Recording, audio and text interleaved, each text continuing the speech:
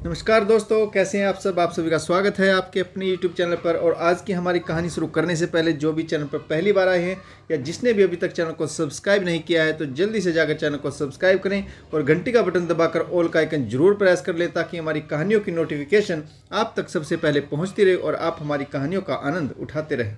तो दोस्तों, अगर आपको हमारी कहानियाँ अच्छी लगती हैं, लाइक शेयर और कमेंट्स करना ना भूलें ताकि हमारा भी हौसला बढ़ता रहे और हम आपके लिए ऐसी ही नई नई कहानियाँ लेकर आते रहें। तो चलिए शुरू करते हैं आज की एक और बेहतरीन कहानी। सुबह 6 बजे का समय था। श्रीकांत अभी बिस्तर से उठा ही था कि फ़ोन गनगना उठा। सीतापुर से बड़े भैया का फ़ोन आया था, जो वहाँ के मुख्य चिकित्सक अधिकारी। वह बोले, भाई श्रीकांत, तुम्हारी भाभी का आज सुबह 5 बजे स्वर्गवास हो गया। और इतना बताते बताते वह बिलख पड़े।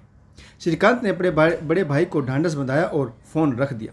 पत्नी शीला उठकर किचन में चाय बना रही थी। उसे भाभी के मरने का बताया तो वह बोली, आप जाएंगे? अवश्य, पर बड़े भाई साहब तो आपके किसी भी कार्य व आयोजन में कभी शामिल नहीं होते। कई बार लखनऊ आते हैं पर कभी भी हमारे घर नहीं आते। इतने लंबे समय तक माँ जी बीमार रही, कभी उन्हें देखने नहीं आए। उनकी मृत्यु पर भी नहीं आए। शीला के स्वर में विरोध की खनक थी। पर मैं तो जाऊंगा शीला, क्योंकि माँ ऐसा ही चाहती थी। ठीक है, आप जाइए। तुम नहीं चलोगी? चलती हूँ मैं भी। श्रीकांत और शीला तैयार होकर 8 बजे की बस से चल पड़े और 10:30 बजे तक सीतापुर पहुंच गए। भतीजी वसुधा भी वहीं थी। अपनी माँ की बीमारी बिगड़ने की खबर सुनकर पहले ही आ गई थी। वह शीला से लिपट कर रो उठी। चाची, माँ चली गई। शीला वसुधा को सांत्वना देने लगी। रो मत बेटी, दीदी का वक्त पूरा हो गया था, चली गई।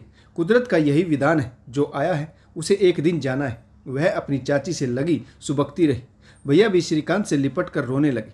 चली गई, बहुत इलाज कराया पर बचा ना सका।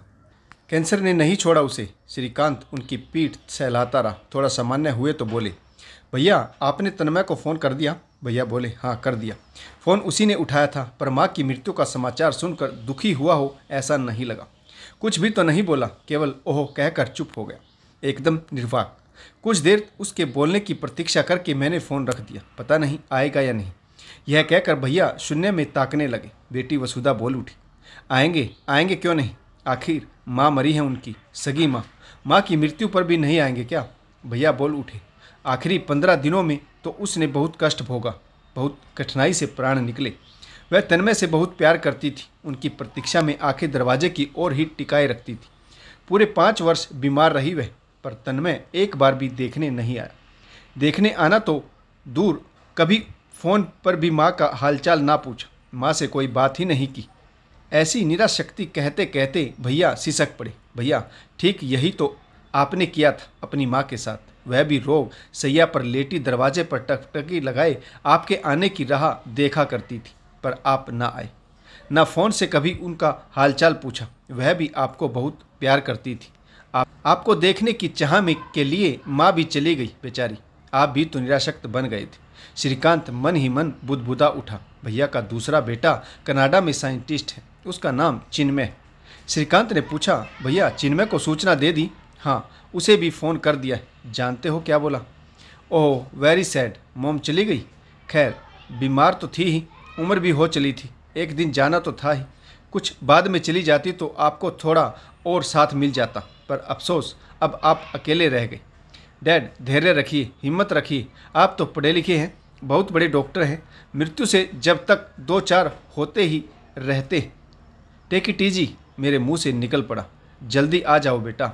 ओ नो डैड, मेरे लिए यह संभव नहीं। मैं आ तो नहीं सकूंगा, जाने वाली तो चली गई, मेरे आने से जीवित तो नहीं हो जाएगी। कम से कम आकर अंतिम बार माँ का चेहरा तो देख लो। यह एक मूर्खता भरी भावुकता है। मैं बेवकूफ़ नहीं हूँ। आने जाने में मेरा बहुत पैसा व्यर्थ खर्च हो जाएगा। अंतिम संस्कार के लिए आप लोग तो हैं ही, कहे तो कुछ रुपए भेज दूँ। हालांकि उसकी कोई कमी तो आपके पास होगी नहीं। You are earning a very handsome amount. यह कहकर वह धीरे से हंसा। मैंने फ़ोन रख दिया। भैया फिर रोने लगे। बाहर गया तो बाहर का ही होकर रह गया।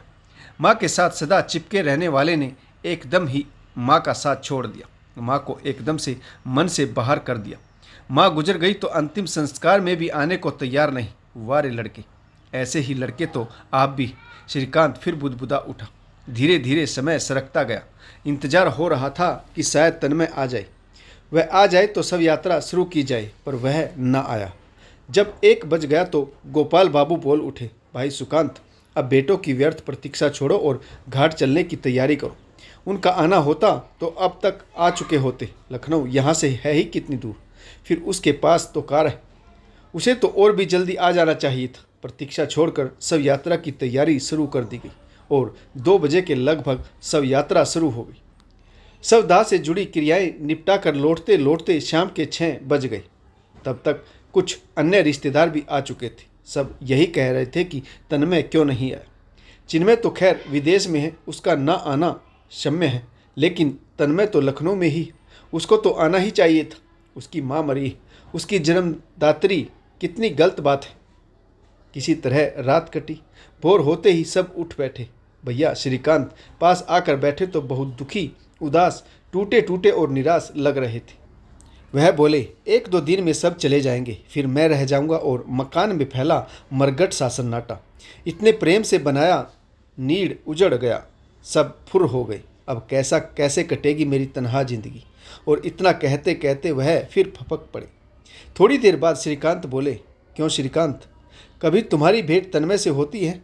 कभी कभार सड़क बाजार में मिल जाता है या घूमने के दर्शनीय स्थलों पर टकरा जाता है? अचानक ही बस वह फिर रोने लगी। श्रीकांत लॉन में जाकर टहलने लगा। कुछ देर बाद भैया फिर उसके पास आए और बोले, अब कभी तन्मय तुम्हें मिले तो पूछना, माँ की मृत्यु पर क्यों नहीं आया? माँ को एकदम ही क्यों भुला दिया? अपने ही बेटे के इस बेगाने व रूखे व्यवहार की पीड़ा उन्हें बहुत कसक दे रही थी। श्रीकांत के मन में ऐसी दशा देखकर दया भाव जागा, लेकिन तुरंत ही नफरत फुफकारे मारने लगी। मन में गूंजने लगा कि अपनी माँ की मृत्यु पर तुम भी तो नहीं आए थे। तुम्हारे मन में भी तो माँ के प्रति कोई ममता, कोई प्रेम भावना नहीं रह गई थी। यदि तुम्हारा बेटा अपनी माँ की मृत्यु पर नहीं आया तो इतनी विकलता क्यों? क्या तुम्हारी माँ तुम्हारे लिए माँ नहीं थी? तन्मय की माँ के पास तो धन का विपुल भंडार था। उसे तन्मय को पालते पोसते वक्त धनार्जन हेतु खटकना नहीं पड़ा था। पर तुम्हारी माँ तो एक गरीब, कमज़ोर, बेबस विधवा थी। लोगों के कपड़े सी कर घर घर काम करके उसने तुम्हें पाला पोसा पढ़ाया लिखाया था। उस ममतामयी माँ को भी तुमने भुला दिया। 13वीं बाद सब विदा होने लगे। विदा होने के समय भैया मुझसे लिपट कर रोने लगे। बोले, पूछोगे ना भैया तन्मय से? श्रीकांत के मुंह से निकल पड़ा, यह पूछना निरर्थक है। क्यों निरर्थक क्यों है? क्योंकि आप जानते हैं कि वह क्यों नहीं आया। जरा अपने दिल को टटोलिए, जरा अपने अतीत में झांक कर देखिए, आपको जवाब खुद ही मिल जाएगा। आप अपने परिवार, अपनी पत्नी और संतान में इतने रम गए कि आपकी माँ, आपकी जन्मदात्री, आपके अपने भाई बहन सब आपकी समृद्धि से निकल गए। सब विसमृद्धि की वीरान वादियों में गुम हो गए। सबको नेपथ्य में भेज दिया था। उसी नेपथ्य में आपके बेटे तन्मय ने आप सबको भेज दिया। जो आपने किया वही उसने किया। सिर्फ इतिहास की पुनरावृत्ति ही तो हुई है। फिर शिकवा शिकायत क्यों? रोना बिसुरना क्यों? वह भी अपने प्रेम में एकल परिवार में लिप्त है और आप लोगों से निर्लिप्त है। आप लोगों को याद नहीं करता। बस आपको अपने बच्चों की माँ दिखलाई दी, पर अपनी माँ कभी नज़र नहीं आई। उसको भी अपनी माँ नज़र नहीं आई। उसको भी अपनी माँ नज़र नहीं आ रही। बस इतनी ही बात है। जो जैसा बोता है वैसी ही फसल काटता है। यह निराशक्ति की, बेगानेपन की फसल आपने ही तो बोई थी, तो आप ही काटिए। श्रीकांत परिवार सहित अपने घर वापस लौट आया। तो दोस्तों, यह कहानी आपको कैसी लगी और इस कहानी में किस पात्र की भूमिका अच्छी रही और इस कहानी से आपको क्या सीख मिली, यह भी कमेंट्स करके जरूर बताइएगा। आशा करता हूं आपको कहानी जरूर पसंद आई होगी। अगर आपको हमारी कहानी अच्छी लगे, लाइक, शेयर और कमेंट्स जरूर करें, ताकि हमारा भी हौसला बढ़ता रहे और हम आपके लिए नई नई कहानियाँ लेकर आते रहें। तो दोस्तों, कहानी पढ़ने के लिए आप सभी का बहुत बहुत धन्यवाद। जय हिंद, वंदे मातरम, भारत माता की जय। जय जवान और जय किसान।